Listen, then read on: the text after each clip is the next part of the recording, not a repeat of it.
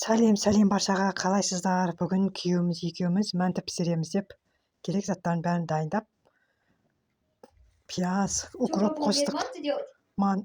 Укроп, пияз, асқабақ қосып, күйеуіміз екеуміз туырадық, бәрін майдалап. Одан кейін мен қамыр жайып, бүгіп бастадық. Сөйтіп дәмді етіп қыздарға бөлек, асқабақты қыздар жақсы көрмейді. Қыздарға асқабақ қоспай фарштың өзінен жасадық. Өзімізге сол фарш, асқабақ, пияз, укроптарды қосып, дәмді тәтті етіп, манты істеп тастадық. Сөйтіп үйде қыздарымның класстас қыздары келді. Олар да отырып, бәріміз бірге қосылып манты жедік.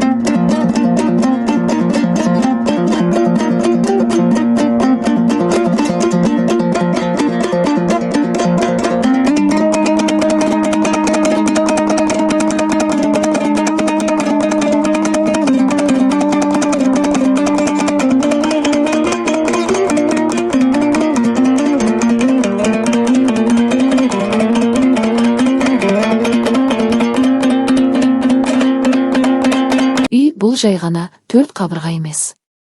Ол әйел мен еркектің бірігіп тұрғызған мекені.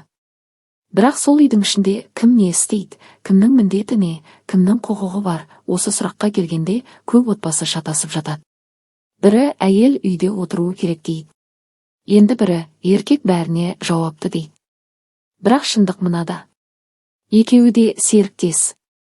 Екеуі де бір кеменің жолаушысы. Үйдің тазалығы тек әйелдің емес.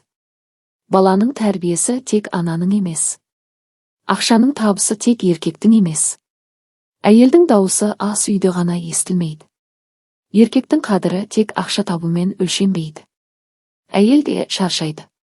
Еркек те қам жейді. Екеуі де адам.